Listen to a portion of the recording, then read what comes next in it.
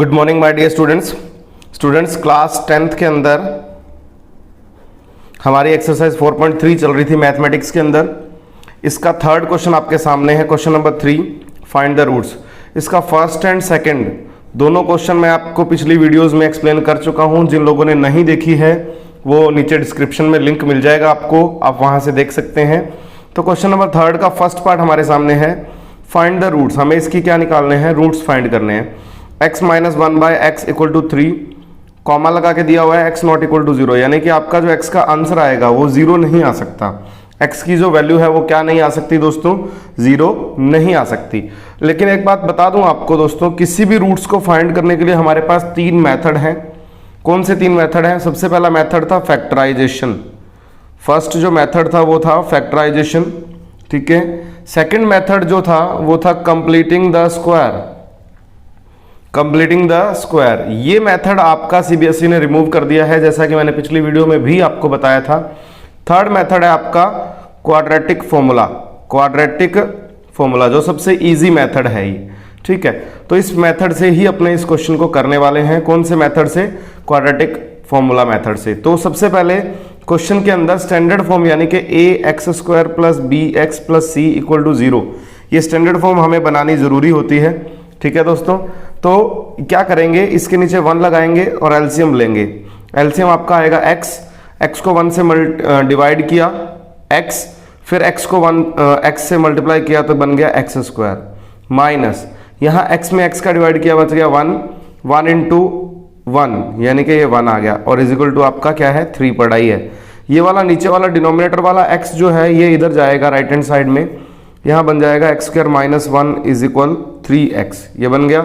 इस 3x को अपने लेफ्ट साइड में ला सकते हैं, ये बनेगा देखो x² minus 3x minus 1 equal to 0। ये अपनी क्या बन गई, स्टैंडर्ड फॉर्म बन गई। स्टैंडर्ड फॉर्म दोबारा रिपीट कर रहा हूं मैं, क्या बन गई हमारे पास, x² minus 3x minus 1 equal to 0।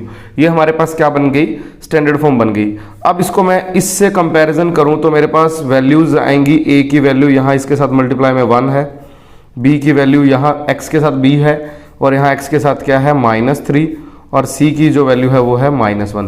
तो मेरे पास a आ गया, b आ गया और c आ गया। अब मैं यहाँ लिखूंगा देखो, using quadratic formula, using quadratic formula. तो क्वाड्रेटिक फॉर्मूला क्या चीज है, देखो x की जो वैल्यू आती है वो ये आती है दोस्तों, -b plus minus under root के अंदर b² minus 4ac upon 2a। ये आपका क्वाड्रेटिक फॉर्मूला है। x की वैल्यू यहां से निकालेंगे -b की जगह क्या आएगा देखो, -3, तो b की जगह लिखा -3 प्लस माइनस अंडर रूट के अंदर b² का मतलब -3 की square minus 4a, a means 1 and c means -1, c means क्या आएगा, -1, अपॉन में क्या आ रहा है दोस्तों, 2a, a मीन्स 1। अभी तक हमने क्या किया है, इस क्वेश्चन के अंदर वैल्यू पुट करी है, बस अब इसको सॉल्व करना है। x equal to minus minus हो जाएगा +3, ठीक है, माइनस माइनस क्या हो जाएगा, +3 हो जाएगा, प्लस माइनस अंडर रूट के अंदर आएगा -3 की स्क्वायर बन जाएगी 9, माइनस माइनस क्या हो जाएगा, प्लस 4 1 जा 4, अपॉन में रहेगा देखो 2। तो x की जो वैल्यू आने वाली है वो ये आने वाली है दोस्तों, 3 plus minus under root 13 upon 2। तो यहाँ से फर्स्ट वैल्यू और सेकंड वैल्यू कैसे निकालेंगे, x की जो वैल्यू आएगी वो आएगी 3 प्लस अंडर रूट 13 अपॉन 2, और दूसरी वैल्यू आएगी x की value 3 minus under root 13 upon 2। तो ये आपका फर्स्ट और सेकंड वैल्यू आपकी x की इस तरीके से आएगी। कुछ भी नहीं किया दोस्तों, सबसे पहले जो गिवन इक्वेशन होती है, उसको स्टैंडर्ड फॉर्म में बनाया, ठीक है, ABC की वैल्यू लिखी। क्वाड्रेटिक फॉर्मूला आपको लर्न करना है, you have to learn this formula. फिर इसमें वैल्यू पुट करी है और यहाँ प्लस माइनस लगाना है। प्लस माइनस का मतलब क्या है, लास्ट में एक बार वैल्यू प्लस की आएगी और दूसरी बार वैल्यू जो आएगी वो माइनस की आएगी। तो ये आपका फर्स्ट पार्ट जो है वो कंप्लीट हुआ। तो प्यारे बच्चों, सेकंड क्वेश्चन आपके सामने है, second part, 1/x + 4 minus 1/x - 7 equal 11/30। x की जो वैल्यू है वो -4 और 7 नहीं हो सकती है, इसलिए अपने को क्वेश्चन में दिया हुआ है। अब ये क्वेश्चन आपको बता दूं मैं सबसे पहले कि ये मोस्ट इंपॉर्टेंट क्वेश्चन है। क्योंकि इसकी स्टैंडर्ड फॉर्म बहुत सारे स्टूडेंट्स जो है वो गलत बनाते हैं, और जब स्टैंडर्ड फॉर्म गलत बनेगी तो आप क्वाड्रेटिक फॉर्मूला गलत अप्लाई करोगे। तो सबसे पहले इसका एलसीएम लेंगे दोस्तों। एलसीएम क्या आएगा, जब डिनोमिनेटर दोनों के अलग अलग हैं तो आपको सेम टू सेम जो चीज़ें दी हुई हैं वो लिखनी है। x+4 भी लिखना है और x-7 भी लिखना है। अब इस पूरे डिनोमिनेटर का इसमें डिवाइड होगा, जिससे x+4 हो जाएगा कैंसिल। यहाँ बचेगा x-7। x-7 को जब अपने 1 से मल्टीप्लाई करेंगे तो प्यारे बच्चों ये बचेगा x-7, ये आपका माइनस रहेगा सेम। यहाँ x-7 हो जाएगा कैंसिल आउट। x+4 को जब 1 से करेंगे मल्टीप्लाई तो दैट विल बी x+4, और राइट साइड में जो 11/30 है उसको तो छेड़ना ही नहीं है आपने, वो आपका सेम टू सेम रहेगा। अब देखिए ये ऊपर x-7 है, ये माइनस अंदर मल्टीप्लाई कर रहा हूँ तो -x-4 अपॉन में क्या बचेगा बच्चों, अपॉन में बचेगा x+4 into x-7 is equal 11/30, यही बचा अपॉन में, ठीक है। और देखिए ये -x ये +x ये आपका होगा कैंसिल, यहाँ बच गया देखिए -11, यहाँ बच गया देखो -11, ये -7 और -4 जो है वो ऐड हो गया, यहाँ बच गया -11। ये जो 30 है इसके साथ ऐसे क्रॉस मल्टीप्लाई हो जाएगा ना, तो 30 तो जाएगा इधर मल्टीप्लाई में। ये जो 11 पड़ा है ये आपका सेम रहेगा, और ये दोनों ब्रैकेट इधर जाएंगे दोस्तों, x+4 और x-7। इस स्टेप को दोबारा समझना जरूरी है, ध्यान से समझ लीजिए। -7 आपका पड़ा है, -4 पड़ा है, इन दोनों को ऐड किया, ये बन गया -11, ये 30 गया क्रॉस मल्टीप्लाई होके, ये 11 पड़ा है, ये पूरा पार्ट ये क्रॉस मल्टीप्लाई होके इधर गया, तो ये ऐसे लिख दिया मैंने। अब देखिए 11 से 11 आपका कैंसिल आउट हो गया, ठीक है। यहाँ बचा -1 को 30 से मल्टीप्लाई किया, इट इज़ नाउ -30। इतनी बात अगर आपको समझ में आ गई तो आपकी स्टैंडर्ड फॉर्म जो है वो इजीली सही बन जाएगी।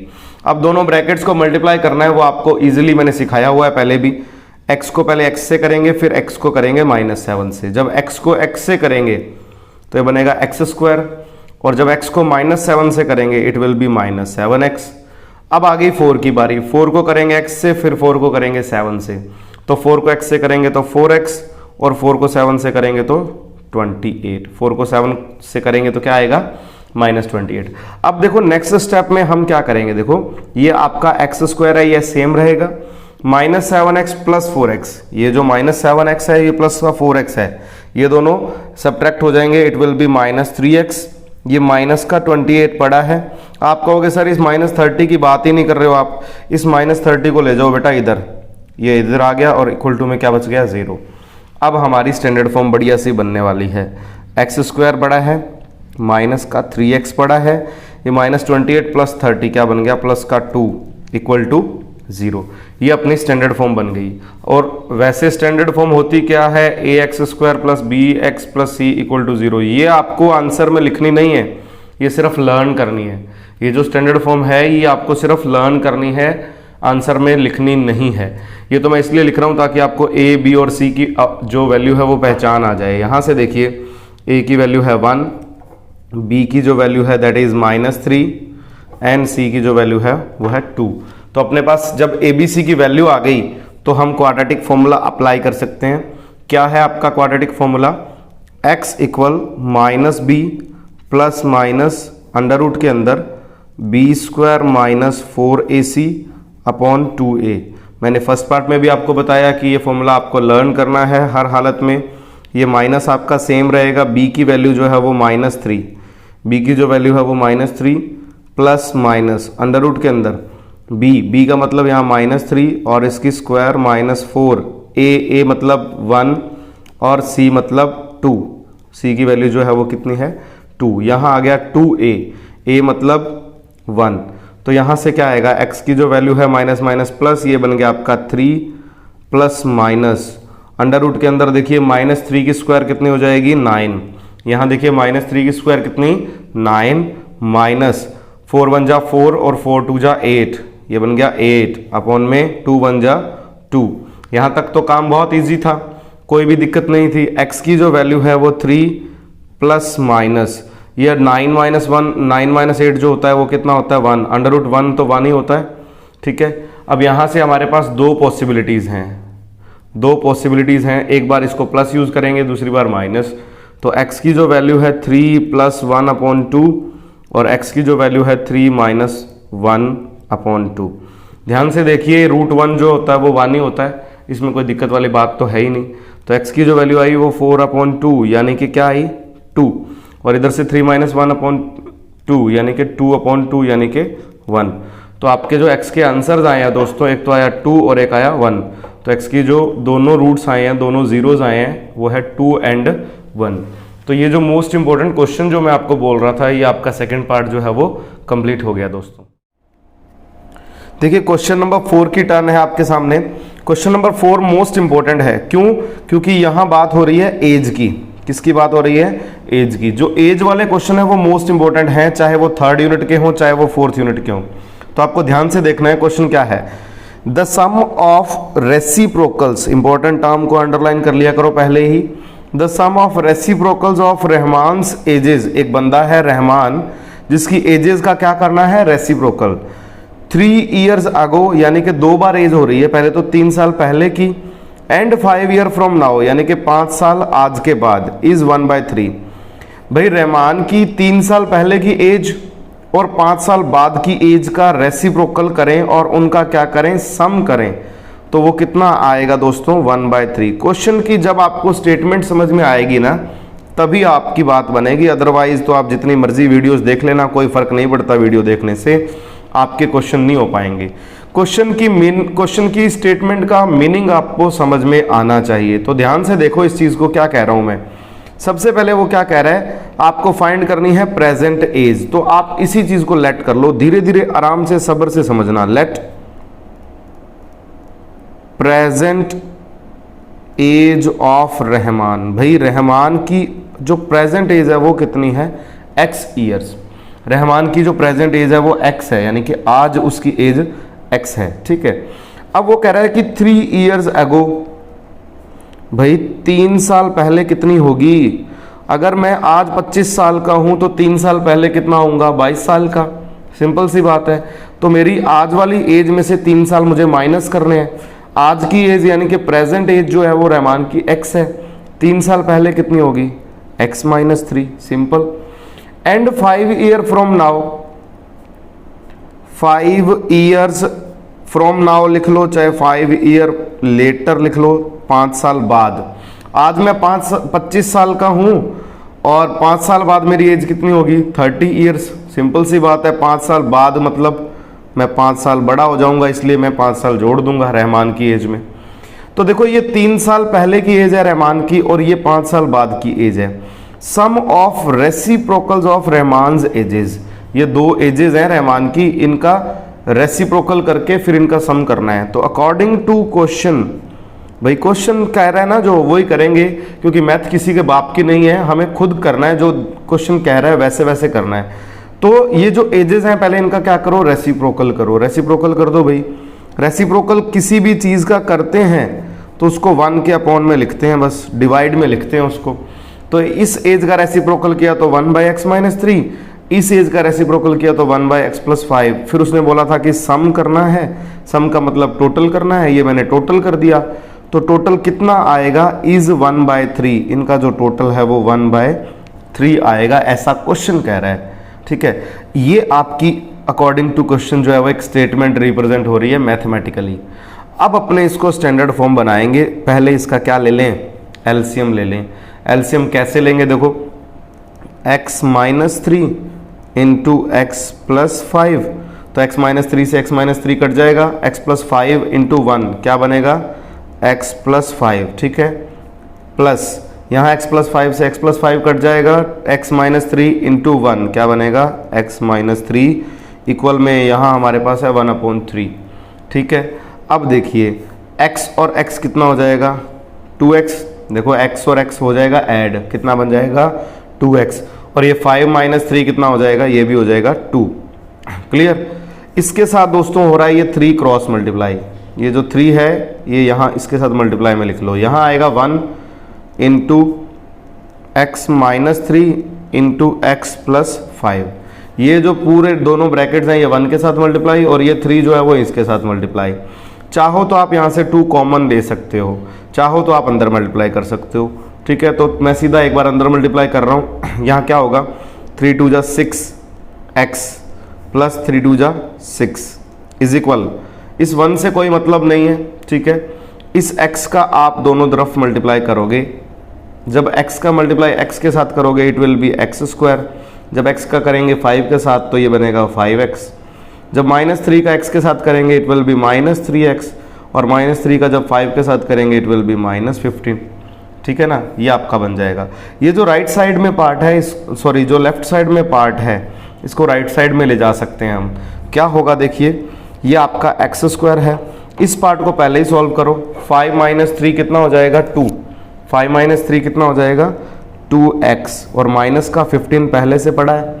ये दोनों पार्ट जो है वो साइन चेंज होंगे, उधर जाएंगे, -6x बन जाएगा और -6 इक्वल टू बन जाएगी 0। तो यहाँ से स्टैंडर्ड फॉर्म जो बनती दिख रही है वो ये है, एक्स स्क्वायर तो सेम है, ये 2x है और ये माइनस का 6x है, तो क्या बनेगा माइनस का 4x बनेगा, और ये माइनस का 15 है, ये माइनस का 6 है, तो this will be -21 equal to 0। ये आपकी स्टैंडर्ड फॉर्म बनी है जिसकी कंपैरिजन हम इसके साथ करते होते हैं, ठीक है ना, इसके साथ ही करते हैं। तो यहाँ से आप मुझे बताइए a की वैल्यू 1, b की वैल्यू -4 और c की वैल्यू कितनी -21। देखो जो काम मेन था ना वो यहाँ तक ही था, यही जो काम है वो मेन है।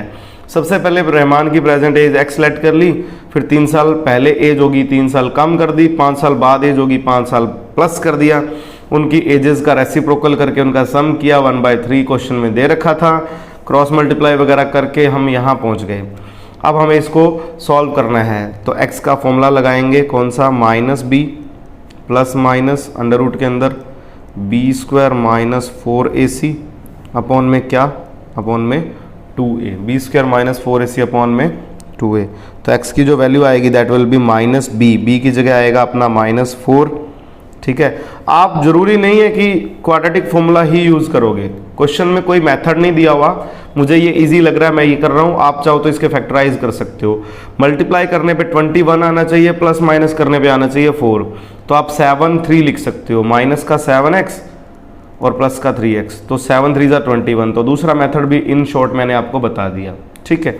यहाँ चलते हैं वापस, b की वैल्यू आ गई -4 प्लस माइनस अंडर रूट के अंदर b मतलब -4, तो -4 की स्क्वायर -4a मतलब 1 और c मतलब 21, और c की वैल्यू है -21, ठीक है। अपॉन में आएगा अपना 2a मतलब 1, तो जो x की वैल्यू आएगी प्यारे मित्रों -4 प्लस माइनस 4 4 जा 16, क्या बनेगा 16 बनेगा, और माइनस प्लस बनेगा 21 4 जा कितना बनेगा, 21 4 जा होता है 4 और 4 2 जा 8, ये बनेगा, ये 84 प्लस 16 हो जाएगा आपका 100, 84 प्लस 16 कितना होता है 100 होता है, ठीक है। और 100 का रूट लगाओ, 100 का रूट लगा हुआ है तो कितना आ जाएगा 10, तो ये बनेगा 4 ± 10/2।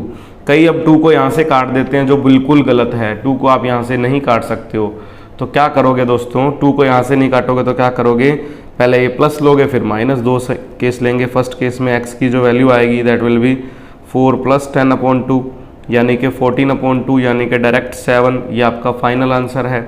दूसरे केस में आप लोगे x = 4 - 10/2 यानी कि -6/2 यानी कि -3।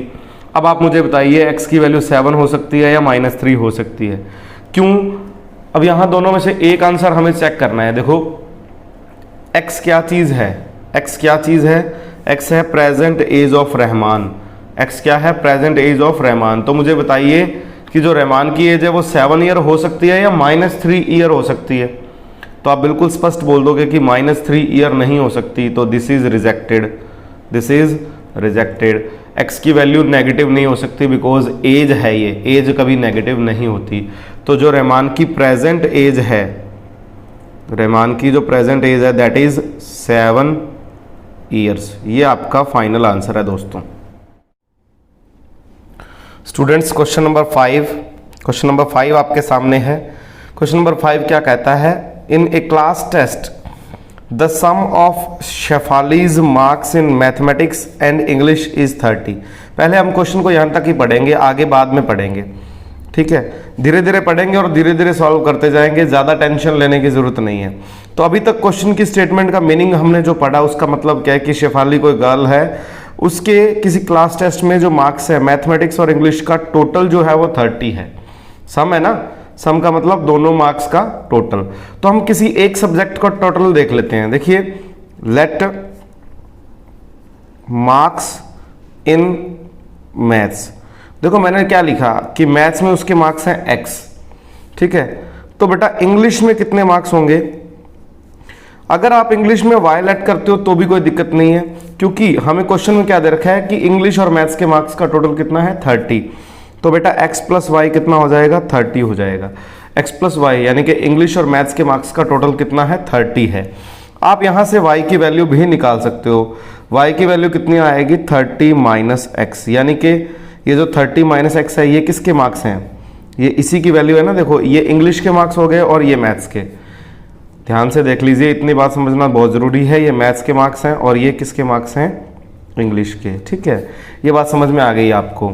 आगे बात करते हैं। देखो क्वेश्चन क्या कह रहा है, had she got 2 marks more in mathematics, अगर उसके मैथमेटिक्स में 2 मार्क्स ज़्यादा आते, and 3 marks less in English, 2 marks math में ज़्यादा और 3 marks less in English, the product of their marks would have been 210।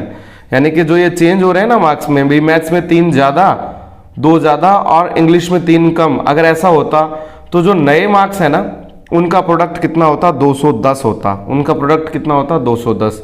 तो बेटा अकॉर्डिंग टू क्वेश्चन मैं ये चीज़ लिखने वाला हूँ, ध्यान से देखना। उसने बोला 2 मार्क्स मोर इन मैथमेटिक्स, तो मैथ में पहले कितने थे? x, अब कितने हो जाएंगे? x plus 2। ये तो हो गए मैथ्स के, ठीक है ना। After that 3 marks less in English, English में पहले कितने थे? 30 माइनस एक्स, पहले थे 30 माइनस एक्स, इसमें से 3 और कम कर दो, तो 3 और कम कर दिए। अब ये पहले मैथ्स के मार्क्स हैं और ये दूसरे वाले ब्रैकेट में इंग्लिश के मार्क्स हैं। इन दोनों का प्रोडक्ट कितना है? 210 है, यानी कि 210 है। ये हमें क्वेश्चन में दिया हुआ है। ये जो लाइन मैंने लिखी है ना, ये आपको समझनी बहुत ज़रूरी है, और ये समझ तब आएगी जब आपको ये x और ये 30 माइनस एक्स समझ में आएगा, ठीक है ना दोस्तों। तो जिन लोगों को समझ आ गया वो नीचे रिप्लाई कर देंगे कि हाँ जी सर अच्छा पढ़ा रहे हो, और जिन लोगों को नहीं समझ में आया वो कमेंट कर देंगे कि सर दोबारा समझा दो। कोई प्रॉब्लम नहीं है, मेरे पास टाइम अगर होगा तो मैं आपको दोबारा ज़रूर एक्सप्लेन करूंगा। एक बार हम इसको यहाँ से कंटिन्यू करते हैं। तो यहाँ हमारे पास क्या है? x प्लस 2 है, ये 30 में से 3 माइनस होगा तो यहाँ बनेगा 27 minus x is equal to में 210। बस अब मल्टीप्लाई करना है x को 27 से, फिर x को माइनस एक्स से, तो ये बनेगा आपका 27x, ठीक है। फिर x को माइनस एक्स से किया, that will B minus x square. फिर 2 को 27 से करेंगे, दैट विल बी 54। फिर 2 को माइनस एक्स से करेंगे तो माइनस का 2x इज इक्वल में 210। देखो ये लेफ्ट हैंड साइड वाला पार्ट सारा का सारा उठा के राइट हैंड साइड में ले जाओ।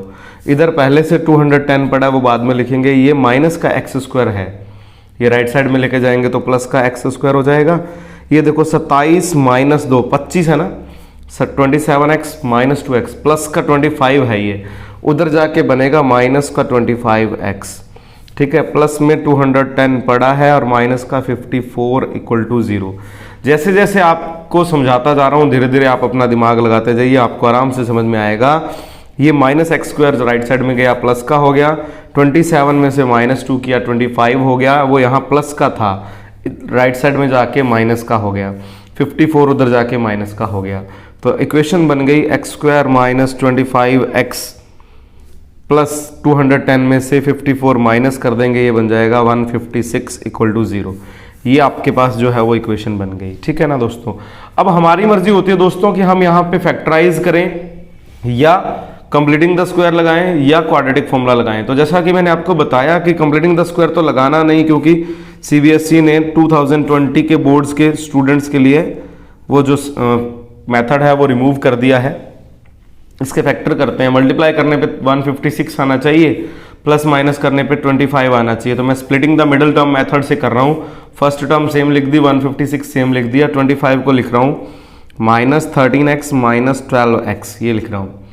इनको प्लस करोगे तो 25 आएगा, इनको मल्टीप्लाई करोगे तो 156 आएगा। अब कई लोग सोचते हैं कि सर आपको कैसे याद रहता है, तो बेटा this is the practice only. और अगर आपको याद नहीं रहता है तो आप 156 के क्या कर दो, प्राइम फैक्टराइजेशन कर करके देख लेना, आपका आंसर यही निकलेगा, ठीक है। तो यहाँ से x कॉमन लेंगे, यहाँ बचेगा x माइनस 13, यहाँ से 12 कॉमन लेंगे माइनस का, यहाँ से बचेगा x, ये माइनस अंदर जाएगा माइनस हो जाएगा, 156 में 12 का डिवाइड करेंगे, it will be 13 equal to 0। ठीक है, तो x माइनस 13, x माइनस 13, ये आपका x माइनस 13 सेम और ये आपका x minus 12 same equal to 0। अपने पास x की वैल्यू 2 आ गई, फर्स्ट ब्रैकेट से आ गई 13 और दूसरे ब्रैकेट से आ गई 12। ठीक है, x की वैल्यू क्या थी? x की वैल्यू थी बेटा मार्क्स इन मैथ्स, मैथ्स में जो नंबर है वो x है। अब देखो मैथ्स में नंबर अगर 13 है तो इंग्लिश में क्या होंगे?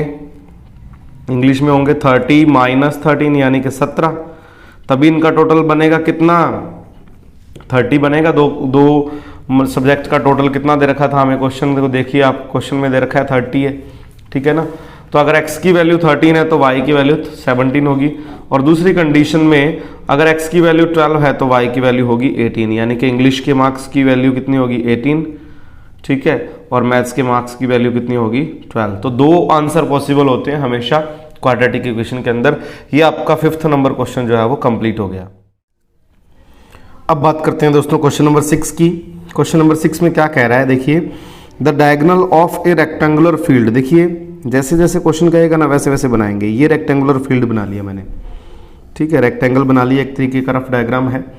डायगोनल ऑफ रेक्टेंगुलर फील्ड, ये इसका डायगोनल बना लिया, is 60 metres more than the shorter side. भाई डायगोनल जो है वो 60 मीटर ज़्यादा है किससे? शॉर्टर साइड से। अब इसमें शॉर्टर साइड कौन सी है? ये, तो इसको हमने लेट कर लिया x। शॉर्टर साइड को लेट कर लेंगे x, तो जो डायगोनल है वो हो जाएगा x प्लस 60। ये बात समझ में आ गई आपको कि जो शॉर्टर साइड है उससे 60 ज़्यादा है डायगोनल। ठीक है, if the longer side is 30 metre more than shorter side, जो ये लॉन्गर साइड है ये वाली, ये शॉर्टर वाली से 30 ज़्यादा है, तो ये हो जाएगी आपकी x प्लस 30। अगर आपको ये बात समझ में आ गई तो क्वेश्चन बहुत ईजी है, कोई क्वेश्चन में दिक्कत ही नहीं आने वाली आपको। तो देखिए ध्यान से क्या कह रहा है, हम दोनों चीज़ों को लिखते हैं, let shorter side, shorter side को मैंने लेट कर लिया दोस्तों x। ठीक है, छोटे वाली साइड को लेट कर लिया x। तो अकॉर्डिंग टू क्वेश्चन क्या है, लॉन्गर साइड, लॉन्गर साइड कितनी है? x प्लस 30 है, एंड डायगोनल कितना है?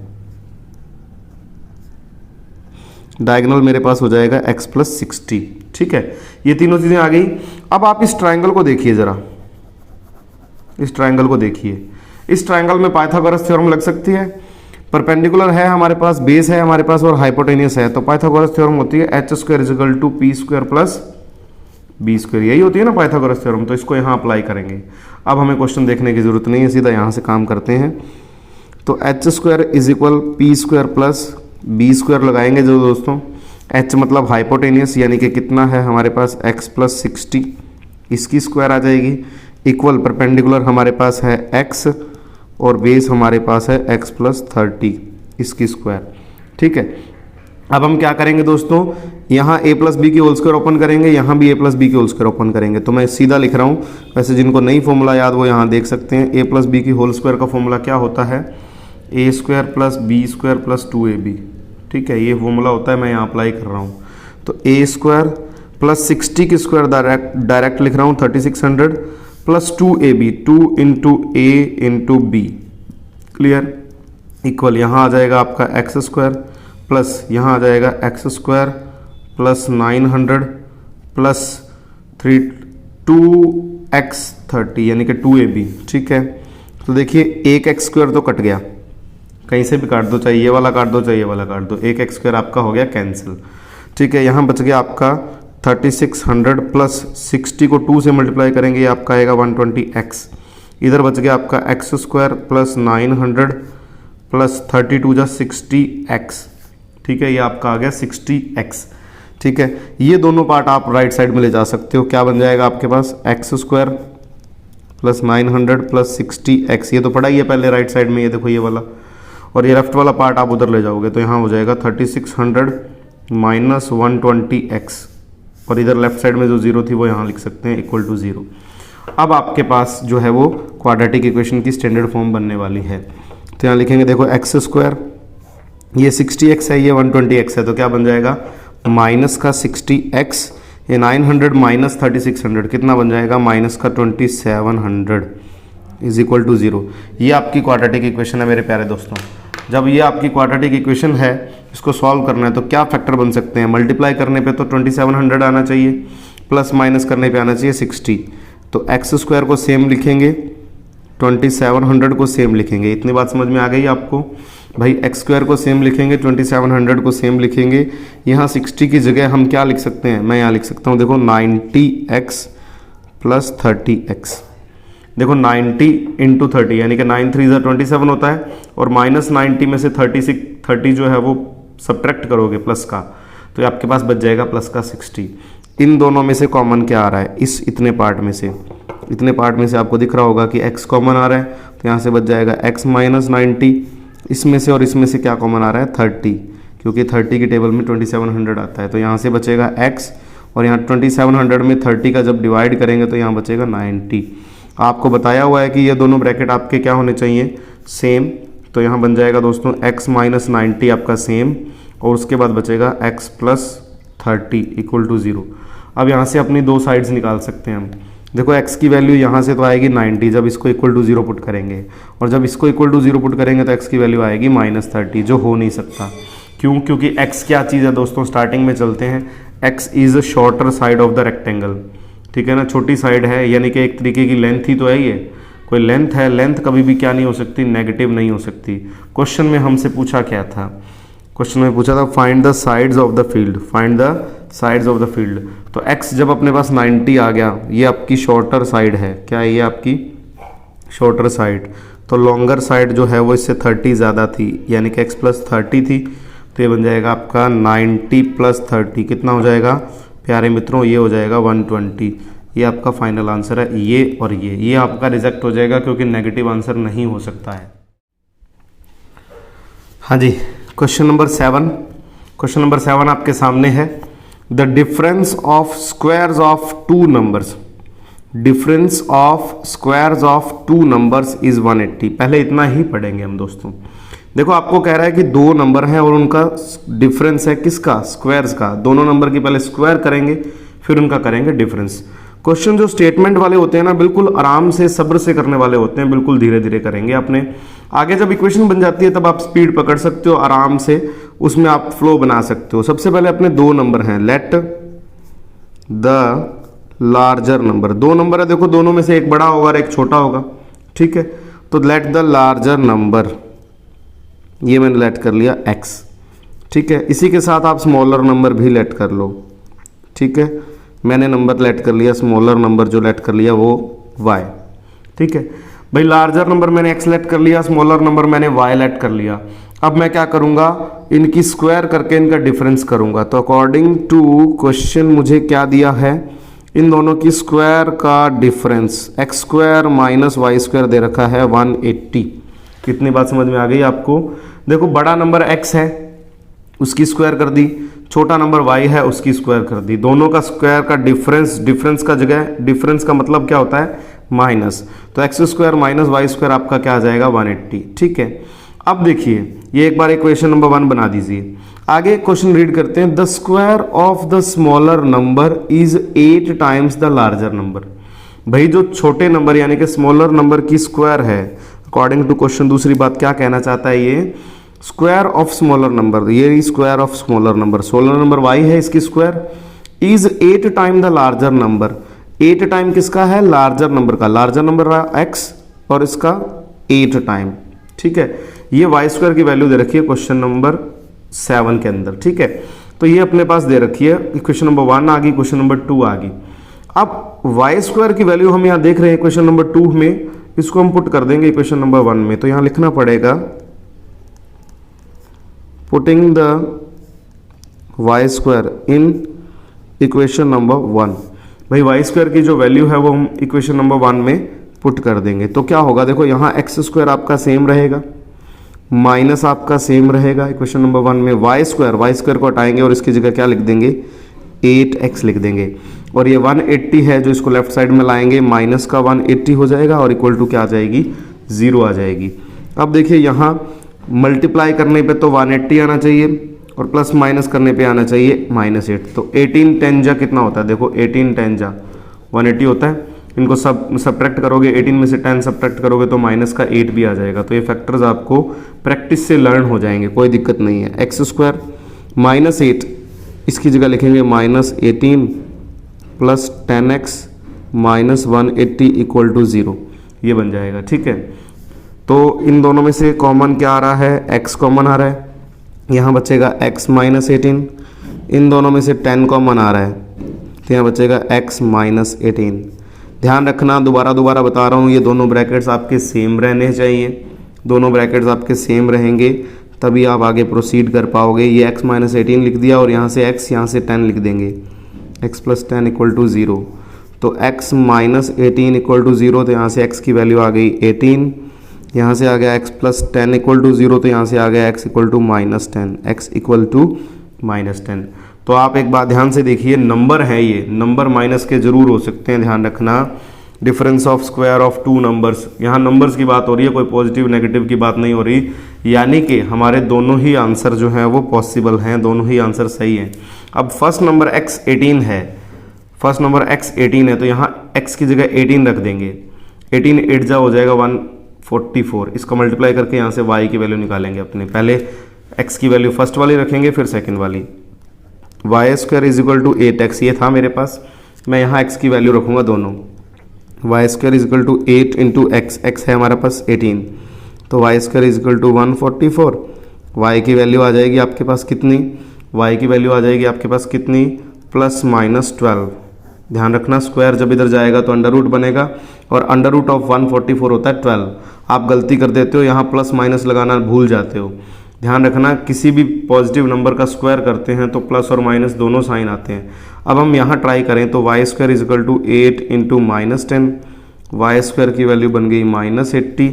ये स्क्वायर अब इधर जाएगा, ध्यान से देखना। अब यहाँ इंपॉर्टेंट बात है, यहाँ मोस्ट इंपॉर्टेंट बात है, ये चीज़ स्टार लगा लेना इसके ऊपर। y की वैल्यू -80 है, यहाँ पॉसिबल नहीं है, which is not possible. Root के अंदर नेगेटिव नंबर पॉसिबल नहीं होते, ध्यान रखना, इसलिए ये पार्ट आपका पॉसिबल नहीं होगा। आपको लिखना पड़ेगा यहाँ पे नेगेटिव नंबर्स इन रूट्स या square roots are not possible. ध्यान रखना, नेगेटिव नंबर स्क्वायर रूट के अंदर नहीं पॉसिबल होते, इसलिए ये आंसर आपका पॉसिबल नहीं है। x आपका 18 है, y आपका हो जाएगा 12। ठीक है ना, चाहे वो +12 हो चाहे वो -12 हो। ठीक है, ये दोनों आपके आंसर्स आ जाएंगे। इस तरीके से आपका क्वेश्चन नंबर 7 जो है वो कंप्लीट हो गया। लीजिए दोस्तों, क्वेश्चन नंबर 8 आपके सामने है और आप देख रहे होंगे कि मैंने यहाँ बहुत सारे स्टार लगा दिए हैं। ये क्वेश्चन मोस्ट इंपॉर्टेंट है, ट्रेन ट्रैवल वाले क्वेश्चन जिसमें स्पीड या डिस्टेंस का कोई कॉन्सेप्ट यूज होता हो, वो क्वेश्चन बहुत ज़्यादा इंपॉर्टेंट होते हैं दोस्तों। तो क्वेश्चन क्या कह रहा है, a train travels 360 kilometre at a uniform speed. भाई एक ट्रेन की यूनिफॉर्म स्पीड है, फिक्स्ड स्पीड है कोई, उससे वो 360 किलोमीटर करती है travel. If the speed had been 5 km/h more. देखो पहले अपने जैसे जैसे क्वेश्चन कह रहा है वैसे वैसे बनाते चलते हैं। तो हमें फाइंड क्या करना है लास्ट में, find the speed of the train. हमें फाइंड स्पीड करनी है, तो स्पीड को लेट कर लेते हैं, let speed of the train. भाई ट्रेन की जो स्पीड है वो हमने लेट कर ली x, और डिस्टेंस हमें दी हुई है दोस्तों, डिस्टेंस कितनी दी हुई है 360 किलोमीटर। ठीक है ना, distance is given to us 360 kilometre. जब आपके पास डिस्टेंस है, जब आपके पास स्पीड है, तो टाइम आ जाएगा। हमें पता है टाइम का फॉर्मूला होता है डिस्टेंस अपॉन स्पीड। तो डिस्टेंस अपनी है 360 और स्पीड अपनी है x। ये अपना फर्स्ट पार्ट है, इक्वेशन नहीं बनाएंगे, फर्स्ट पार्ट है ये सिर्फ। ये पहले पार्ट में इतना टाइम लग रहा है 360 किलोमीटर डिस्टेंस को कवर करने के लिए। ये डिस्टेंस ऊपर आ गई, ये टाइम स्पीड नीचे आ गया, तो ये अपने पास टाइम की वैल्यू आ गई। अब क्वेश्चन में आगे कह रहा है if the speed had been 5 km/h more. अब अकॉर्डिंग टू क्वेश्चन दोस्तों, पहले स्पीड कितनी लेट की थी हमने x, तो न्यू स्पीड कितनी होगी, न्यू स्पीड हो जाएगी x + 5 हो जाएगी ना। पहले x थी, अब 5 km/h मोर हो गई, तो जोड़ देंगे उसमें, ऐड कर देंगे। जब हमारे पास स्पीड नई आई है दोस्तों तो हमारे पास टाइम भी नया आएगा। Time is equal to distance upon speed होता है। डिस्टेंस आपकी वही है, डिस्टेंस चेंज नहीं हुई, डिस्टेंस आपकी वही है 360 और स्पीड आपकी अब हो गई x+5। अब आगे देखिए, it would have taken 1 hour less for the same journey. Question ये कह रहा है कि अगर आपने 5 kilometre per hour speed increase कर देते हैं तो जो टाइम है वो 1 घंटा कम लगता है, यानी कि ये वाला जो टाइम है ये 1 घंटा कम है और ये वाला जो टाइम है 1 घंटा ज़्यादा है। ये वैसे नॉर्मल कंसेप्ट आप अपने दिमाग में सोच के देखिए, ये स्पीड x है और ये स्पीड है x+5। किसी डिस्टेंस को कवर करने के लिए जब हम स्पीड कम लेंगे, देखो ये दिख रहा है आपको, ये स्पीड ज़्यादा है x+5 है और ये स्पीड कम है। जब ज़्यादा स्पीड होगी तो टाइम लगेगा कम, टाइम लगेगा कम, और स्पीड कम होगी तो टाइम लगेगा ज़्यादा। तो ये ज़्यादा वाला टाइम है और ये कम वाला टाइम है, दोनों को माइनस करेंगे तो मेरे पास क्या बचेगा दोस्तों, 1 आवर, क्योंकि ये कम जो टाइम है ये कितना है, 1 घंटा कम है। तो अकॉर्डिंग टू क्वेश्चन जो मैं बना रहा हूँ ना, अब वो मेन बात है, ये ज़्यादा टाइम है 360/x और ये कम टाइम है 360/x+5। इन दोनों में से माइनस करेंगे तो मेरे पास बचेगा 1। ये कॉन्सेप्ट आपको समझ में आना बहुत बहुत बहुत ज़रूरी है। दोबारा देख लीजिए इस चीज़ को, ये टाइम ज़्यादा है क्योंकि स्पीड कम है यहाँ, और यहाँ स्पीड ज़्यादा होगी तो टाइम कम लगेगा। एक बार और देख लीजिए, ये x है स्पीड, स्पीड यहाँ कम है तो टाइम लगेगा ज़्यादा, और यहाँ स्पीड ज़्यादा है तो टाइम लगेगा कम। तो ऊपर वाले टाइम में से जब मैं नीचे वाला टाइम माइनस करूँगा तो मेरे पास बचेगा 1 आवर। यहाँ से अपने इक्वेशन बनाते हैं, x+5, ठीक है, एलसीएम आ गया, x यहाँ से कैंसिल हो गया, 360 के साथ मल्टीप्लाई हो गया, x+5 माइनस x+5 से x+5 कैंसिल हो जाएगा, यहाँ आ जाएगा 360 के साथ x और इक्वल टू में आ गया 1, ठीक है। यहाँ आ जाएगा 360 इंटू x प्लस 360 इंटू 5, यहाँ आएगा 1800 minus 360x is equal to 1 के साथ ये डिनोमिनेटर सारा उधर ले जाओ तो क्या बनेगा, x² प्लस 5x, x का अंदर मल्टीप्लाई किया x² और x का 5 के साथ किया 5x। अब आप ये देखिए 360x से 360x आपका हो गया कैंसिल, सिर्फ आपके पास क्या बचा, 1800 बचा, 1800 बचा, उसको हम इधर ले जाएंगे तो यहाँ बचेगा देखो x² plus 5x minus 1800 equal to 0। ये आपकी स्टैंडर्ड फॉर्म बनी है ax² plus bx plus c equal to 0 की फॉर्म में। ये आपकी स्टैंडर्ड इक्वेशन है ना, क्वाड्रेटिक इक्वेशन, तो इसके फॉर्म में ये आपकी इक्वेशन बन गई। अब आपको करने हैं फैक्टर, मल्टीप्लाई करने पे तो दोस्तों आना चाहिए 1800, ठीक है, और प्लस माइनस करने पे आना चाहिए 5। तो ये आपको अपने आप सोचने होते हैं, लेकिन मैं आपको यहाँ बता देता हूँ कि x² आपका सेम, माइनस 1800 आपका सेम, इक्वल टू 0 सेम। इस 5 को अपने लिखेंगे 45 माइनस 40, 45 माइनस 40, यहाँ से x कॉमन लेंगे तो यहाँ बचेगा x प्लस 45, यहाँ से माइनस 40 कॉमन लेंगे तो यहाँ बचेगा x प्लस 45। आप देखेंगे कि 45 और 40 को अगर आप मल्टीप्लाई करोगे तो आपका आएगा 1800, और इनको आप प्लस माइनस करोगे तो आपका आएगा 5।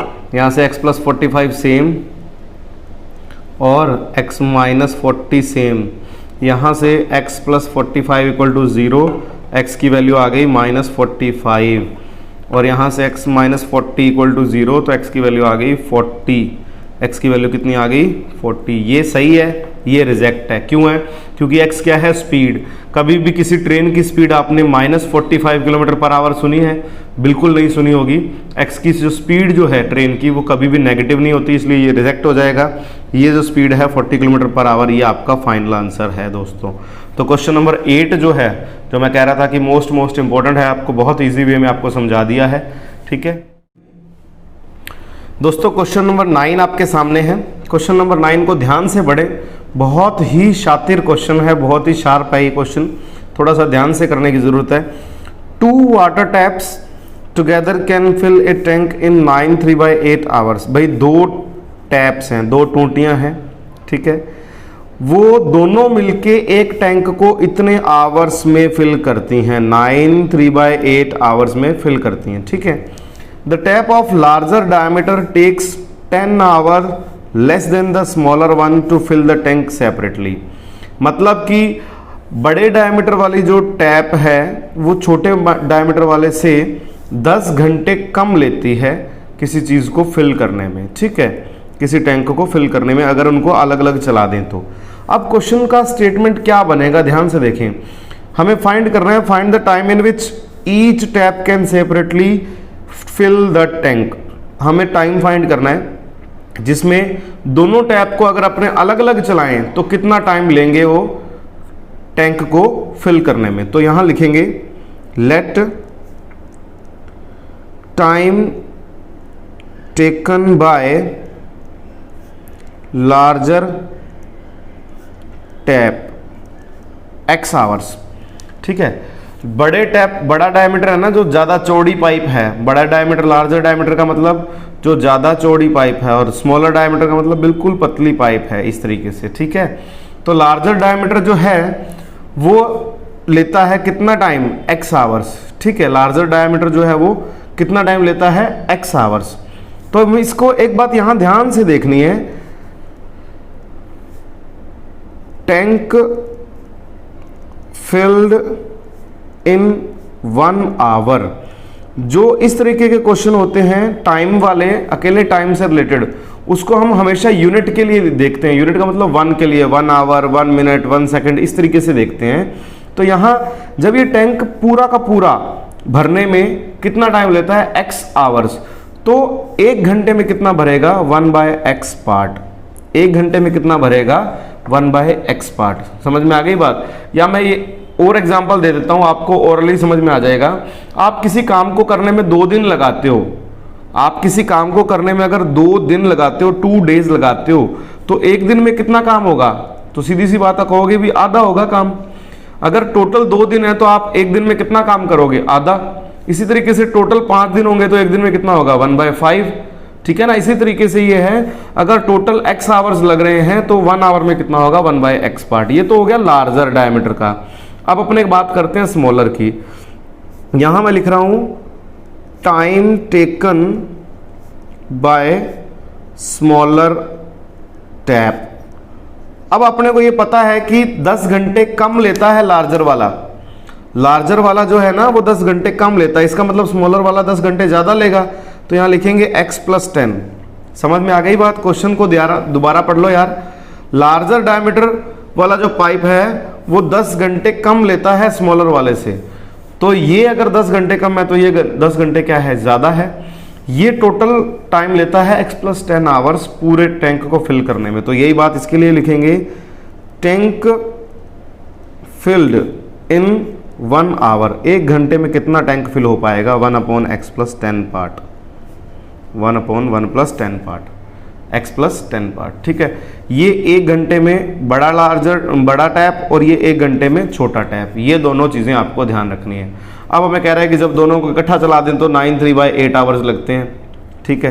तो अकॉर्डिंग टू क्वेश्चन बेटा ये आपका लगेगा, दोनों को इकट्ठा कर दें मतलब प्लस कर दें, तो ये रहेगा 1/x + 1/x + 10 = 1/938। अब ये 1 के अपॉन में क्यों आया टाइम, क्योंकि यहाँ 1 आवर की बात हो रही है और यहाँ टोटल आवर है। 1 घंटे में कितना होगा, इसका 1/938। इसको थोड़ा सॉल्व कर लो। 9/3/8 को क्या लिखोगे, 8 9 जा 72 + 3 75/8। ये सॉल्व करने पे क्या बनेगा, 75/8 बनेगा, ठीक है। इसका रेसिप्रोकल कर देंगे अगली लाइन में। यहाँ इसका एलसीएम लेते हैं, यहाँ आएगा x + 10। ये स्टार्टिंग की 4 लाइनें आपको समझ में आनी चाहिए, फिर आपका क्वेश्चन स्टार्ट होगा। ये फर्स्ट लाइन मोस्ट इंपॉर्टेंट होती है किसी भी क्वेश्चन के अंदर। यहाँ इसका एलसीएम लिया, x से x कट गया, x + 10 को 1 से मल्टीप्लाई किया तो यहाँ बन गया x + 10, x + 10 कट गया, x के साथ 1 का मल्टीप्लाई x हो गया। ये 1 के अपॉन में 75/8 है, 8 जाएगा ऊपर, यहाँ इस तरीके से रेसिप्रोकल हो जाएगा, ठीक है। यहाँ बन जाएगा 2x + 10 मल्टीप्लाई में 75। ये देखो x + x कितना हो गया, 2x + 10 मल्टीप्लाई में हो गया 75, ठीक है, = 8 के साथ आपका हो गया x + 10, ठीक है। यहाँ से देखिए आप 2 कॉमन ले सकते हैं, 2 कॉमन लेके उससे के साथ 8 के साथ काटूंगा मैं छोटा इक्वेशन बनाने के लिए, ठीक है। 2 यहाँ से कॉमन आया तो यहाँ बचेगा क्या, यहाँ बचेगा मेरे पास x + 5 × 75 = जो 2 यहाँ बाहर आया था मैंने लिखा नहीं, वो यहाँ 4 8 के साथ काट दिया। 2 को 8 से काटेंगे तो यहाँ बनेगा 4x + 10। यहाँ से अपने स्टैंडर्ड फॉर्म बनाएंगे इसकी। अब आप इस क्वेश्चन की स्पीड को पकड़ सकते हो। यहाँ लिखेंगे 75x plus 75 into 5, 375 is equal to 4x into x, that will be 4x square, 4x into 10 that will be 40x, ठीक है ना, दैट विल बी 40x। तो ये आपका जो स्टैंडर्ड फॉर्म बनाना है तो इस तरीके से बनेगी 4x square plus 40x minus 75x plus 375 equal to 0। इसको और लिखते हैं 4x स्क्वायर, इन दोनों को माइनस करेंगे, यहाँ बचेगा माइनस का 35x प्लस 375 इक्वल टू 0। ये आपकी इक्वेशन बन गई स्टैंडर्ड फॉर्म। a की वैल्यू 4, b की वैल्यू -35, c की वैल्यू 375।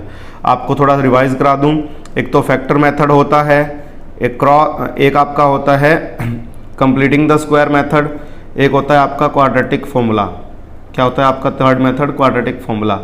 ये आपका रिमूव हो चुका है, सीबीएसई ने रिमूव कर दिया है। ये फैक्टर और क्वाड्रेटिक ये दो ही मेथड हैं, आपको इन दोनों में से कुछ भी कर सकते हो। तो मैं इसका फैक्टर कर रहा हूँ, मुझे इजी लग रहा है। 4x square plus 375 is equal to 0, ये आपका सेम रहता है। 35x को क्या लिखेंगे? मैं यहाँ लिख रहा हूँ माइनस 60x प्लस 25x, ठीक है। इनमें से कॉमन आएगा 4x, तो यहाँ बचेगा x माइनस 15 4 जा 60 होता है ना, इस तरीके से। प्लस यहाँ से 25 कॉमन लिया मैंने यहाँ से 25 कॉमन लिया। एक बात ध्यान रखना है, ये 375 माइनस का है, ये 375 भी उधर गया था ना तो माइनस का हो गया था, ये 375 आपका माइनस का है। तो यहाँ 25 कॉमन लेंगे तो यहाँ बनेगा x माइनस 15 इक्वल टू 0, ठीक है। तो x माइनस 15 आपका सेम, और यहाँ बचेगा 4x प्लस 25 इक्वल टू 0। दोनों को 0 के इक्वल लिखेंगे, यहाँ से आएगा x इक्वल टू 15 और यहाँ से आएगा x equal to minus 25/4 which is rejected. ये आपका रिजेक्ट हो जाएगा। क्यों हो जाएगा? क्योंकि नेगेटिव है। x क्या है? टाइम। x क्या है? टाइम है। देखो आपने लेट क्या किया? Time taken by larger tap. कितने घंटे में, कितने मिनट में जो टैप है वो 20 को यानी कि टैंक को भरता है, तो x घंटे में। तो यहाँ कितना है? 15 घंटे में। कितने टाइम में? 15 घंटे में। ये तो लार्जर वाला है जो 15 घंटे में भरता है, तो स्मॉलर वाला इससे 10 घंटे ज़्यादा लेगा, क्वेश्चन में दिया हुआ है। तो 15 यानी कि x प्लस 10, तो x की वैल्यू आपके थी 15 प्लस 10 कितना हो जाएगा? 25। जो छोटा है वो 25 घंटे लेगा किसी टैंक को फिल करने में, और बड़ा है वो 15 घंटे लेगा किसी टैंक को फिल करने में। ये आपका फाइनल आंसर है दोस्तों। लीजिए दोस्तों, क्वेश्चन नंबर 10 आपके सामने है। क्वेश्चन नंबर 10 में भी आप देख रहे होंगे कि ट्रेन आ गई, यानी कि स्पीड वाला क्वेश्चन है। क्वेश्चन नंबर 8 जैसा ही है, सेम सिमिलर क्वेश्चन है दोनों। तो ध्यान से देखिए, ये भी इंपॉर्टेंट ही है question. An express train takes 1 hour less than a passenger train. देखो दो टाइप की ट्रेन है, एक तो एक्सप्रेस ट्रेन है और एक कौन सी ट्रेन है? Passenger train. जो पैसेंजर ट्रेन है वो 1 घंटा ज़्यादा लेती है, यानी कि एक्सप्रेस ट्रेन जो है वो आपको पता है कि ज़्यादा स्पीड से चलती है तो 1 घंटा कम लेगी। To travel 132 kilometre between Mysore and Bengaluru. दो सिटीज़ के नाम आपको बता दिए, इनसे कोई लेना देना नहीं, अपने को डिस्टेंस आपको ध्यान रखनी है। तो जो जो चीज़ें अपने लिए इंपॉर्टेंट है वो ध्यान से देखें। डिस्टेंस अपने पास कितनी है? डिस्टेंस इज 132 किलोमीटर, ये डिस्टेंस हमें गिवन है। अब अपने स्पीड फाइंड करनी है। शायद क्या कह रहा है? Find the average speed of 2 trains. हमें एवरेज स्पीड फाइंड करनी है दोनों ट्रेन की, ठीक है। तो अपने लेट कर लेंगे, let the speed of passenger train, ठीक है, वो लेट कर ली मैंने x। पैसेंजर ट्रेन की जो स्पीड है वो x लेट कर ली मैंने, ठीक है। अब अगर अपने पास स्पीड है पैसेंजर ट्रेन की और डिस्टेंस है तो टाइम पता लग जाएगा कि पैसेंजर ट्रेन जो है वो इतने डिस्टेंस को कवर करने के लिए इतनी स्पीड से कितना टाइम लेगी। Time is equal to distance upon speed, तो 132 अपॉन एक्स। टाइम क्या है? 132 अपॉन एक्स, यानी कि डिस्टेंस अपॉन स्पीड। ये टाइम किसका है? पैसेंजर ट्रेन का। अब क्वेश्चन को आगे बढ़ते हैं जरा। If the average speed of express train is 11 kilometre per hour more than that of passenger train. इस लाइन का मतलब क्या है दोस्तों? ध्यान से समझना कि जो एक्सप्रेस ट्रेन की स्पीड है ना वो पैसेंजर वाली से 11 किलोमीटर पर आवर ज़्यादा है। अगर पैसेंजर की ट्रेन की स्पीड x है तो एक्सप्रेस वाले की कितनी होगी? x plus 11। ये बात समझ में आ गई। इसकी 11 किलोमीटर जो स्पीड है वो ज़्यादा है, किसकी? एक्सप्रेस वाली की, तो यहाँ हम वही बात लिखेंगे, यहाँ मैं वही बात लिख रहा हूँ, speed of express train, speed of express train कितनी हो जाएगी, वो हो जाएगी x+11, क्योंकि हमें क्वेश्चन में बोला हुआ है कि 11 किलोमीटर पर आवर जो है वो ज़्यादा है स्पीड, ठीक है। तो एक्सप्रेस ट्रेन की स्पीड आ गई x+11, ठीक है। स्पीड ये बढ़ गई, डिस्टेंस तो उतनी ही है, तो डिस्टेंस अपॉन स्पीड क्या होता है, टाइम होता है। ये टाइम कौन ले रहा है, कौन ले रहा है, एक्सप्रेस ट्रेन ले रही है। तो एक्सप्रेस ट्रेन का टाइम जो होगा वो होगा 132 अपॉन टाइम, सॉरी स्पीड, यानी कि x+11। ये time taken by passenger train, this time taken bye express train. अपने को क्वेश्चन की फर्स्ट स्टेटमेंट में ये बात बोली गई कि एक्सप्रेस ट्रेन जो है वो 1 घंटा कम लेती है, एक्सप्रेस ट्रेन का जो टाइम है वो 1 घंटा कम है। तो अगर अपने पैसेंजर ट्रेन के टाइम में से एक्सप्रेस ट्रेन का टाइम माइनस करें तो 1 घंटा हमारे पास बचेगा, 1 आवर बचेगा हमारे पास। ये बात समझ में आ गई। ये टाइम पैसेंजर ट्रेन का है, ये ज़्यादा है, ये टाइम एक्सप्रेस ट्रेन का है, ये कम है। नॉर्मली आप समझ सकते हो कि एक्सप्रेस ट्रेन हमेशा कम टाइम लेती है। तो यहाँ अकॉर्डिंग टू क्वेश्चन क्या कह रहे हैं हम कि ये टाइम 132 अपॉन एक्स माइनस ये टाइम, यानी कि जो एक्सप्रेस ट्रेन ने लिया टाइम, वो इन दोनों के बीच में डिफरेंस कितना होगा, 1 आवर का। दोनों के टाइमिंग को माइनस करें तो हमारे पास 1 आवर बचेगा। अब आपका सिंपल क्वेश्चन बच गया। अब आप क्या कर सकते हो, इसका एलसीएम ले सकते हो और इसको स्टैंडर्ड फॉर्म में बना सकते हो। एक्स एक्स कट जाएगा, 132 के मल्टीप्लाई में जाएगा x+11, ये माइनस आपका सेम x+11 कट जाएगा, तो 132 के साथ क्या आ जाएगा, x = 1, ठीक है। आफ्टर दैट 132 का अंदर मल्टीप्लाई करेंगे, 132 इंटू एक्स, तो ये 132x, 132 इंटू 11, 132 को जब आप 11 से मल्टीप्लाई करोगे तो ये आपका बनेगा 1452। ये मल्टीप्लाई आपको अपने आप करने हैं भाई, मेरे तो क्या है कि करवा के प्रैक्टिस करवा के रटा गया क्वेश्चन, ठीक है ना। तो मुझे तो डायरेक्ट आंसर याद है, 132 को 11 से करेंगे 1452 माइनस ये आपका 132x सेम, इस 1 के साथ ये डिनोमिनेटर आपका मल्टीप्लाई हो जाएगा x इंटू x+11, ठीक है। ये आपका रहेगा 132x से 132x आपका हो गया कैंसिल, इधर रह गया 1452 और इधर रह गया x इंटू एक्स यानी कि x², x इंटू 11 यानी कि 11x, ठीक है। अब क्या करेंगे हम, ये 1452 इधर जाके माइनस का हो जाएगा, तो x² + 11x माइनस 1452 = 0। ये अपने पास स्टैंडर्ड फॉर्म बनी है दोस्तों। मल्टीप्लाई करने पे तो आना चाहिए 1452, प्लस माइनस करने पे आना चाहिए 11। तो मैं डायरेक्ट लिख रहा हूँ। मैं पहले भी आपको बता के गया कि मुझे क्वेश्चन याद हो चुके हैं प्रैक्टिस करवा के, पढ़ा के, तो आपको अपने आप लर्न करने हैं, आपको अपने आप प्रैक्टिस करनी है। मैं लिख रहा हूँ 44x माइनस 33x, इन दोनों को जब माइनस करेंगे तो यहाँ बचेगा 11 और इन दोनों को मल्टीप्लाई करके देख लेना, ये बनेगा 1452, ठीक है। तो यहाँ से कॉमन आ रहा है x, ये बच जाएगा आपके पास x+44, यहाँ से माइनस कॉमन आ रहा है और 33 कॉमन आ रहा है, तो यहाँ लिख जाएंगे x+44 = में 0। तो x+44 x+44 ये आपका सेम और x - 33 सेम। यहाँ से जब आप फाइंड करोगे तो x+44 यानी कि x की वैल्यू आएगी -44, एक आएगी आपके पास x की वैल्यू 33। ये आपका रिजेक्ट हो जाएगा। क्यों हो जाएगा रिजेक्ट -44? क्योंकि स्पीड है, x क्या है, speed of the train. Speed कभी नेगेटिव नहीं हो सकती, स्पीड हमेशा क्या होएगी, पॉजिटिव होएगी, ठीक है ना। स्पीड हमेशा पॉजिटिव होती है, नेगेटिव नहीं होती है। ये स्पीड आ गई x की, x का मतलब किसकी स्पीड आ गई, देखो ध्यान से, हमने क्या लेट किया था, speed of passenger train x। Passenger train की स्पीड x है, एक्सप्रेस ट्रेन की स्पीड है x+11। ये तो आपकी पैसेंजर ट्रेन की स्पीड आई बेटा, ये तो आई आपके पास पैसेंजर ट्रेन की स्पीड। और एक्सप्रेस ट्रेन की जो स्पीड आई वो क्या आई, एक्सप्रेस ट्रेन की जो स्पीड आई वो आई x+11 यानी कि 33 + 11 यानी कि 44 किलोमीटर पर आवर। ये आपके पास एक्सप्रेस ट्रेन की और ये आपके पास पैसेंजर ट्रेन की। इस तरीके से आपका जो 10th क्वेश्चन है वो कंप्लीट हुआ दोस्तों। देखिए दोस्तों क्वेश्चन नंबर 11 यानी कि last question of your exercise 4.3। Exercise 4.3 का ये लास्ट क्वेश्चन है एनसीईआरटी के अंदर, ठीक है। तो ये देखते हैं क्वेश्चन क्या कह रहा है। Sum of the areas of 2 squares is 468 metre square. भाई दो स्क्वायर हैं, उनका एरिया कितना है 468, टोटल उनका सम है। तो यहीं से अपने क्वेश्चन स्टार्ट कर देते हैं, क्वेश्चन को बाद में पढ़ेंगे।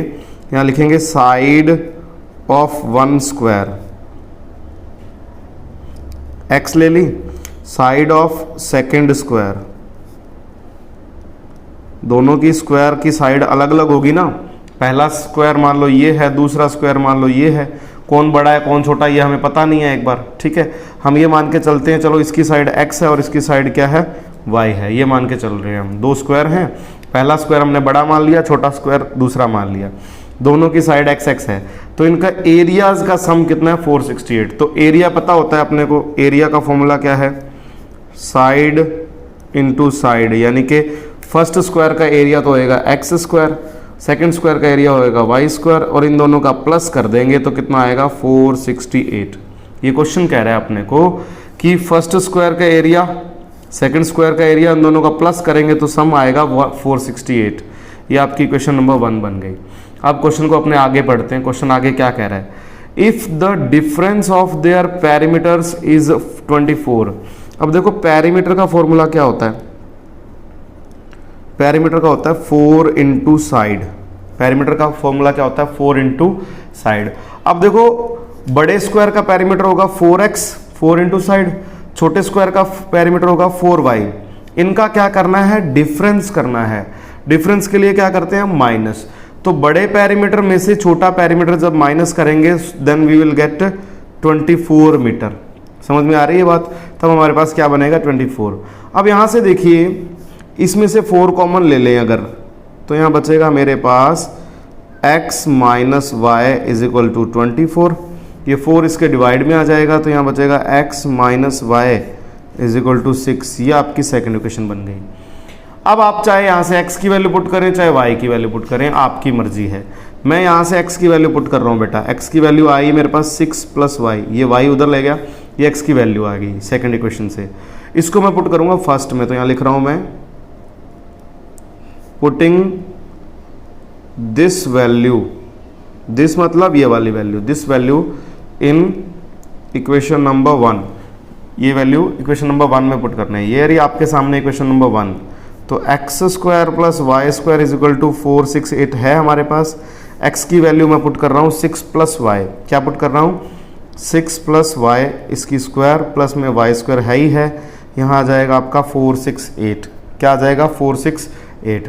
अब एक बात का खास ध्यान रखना, हमें a प्लस बी की होल स्क्वायर ओपन करनी है, तो यहाँ कर देते हैं 36, यानी कि a स्क्वायर कितना आएगा 36 प्लस बी स्क्वायर आएगा वाई स्क्वायर प्लस 2ab प्लस y square is equal to 468। ठीक है ना, इतनी बात समझ में आ गई आपको।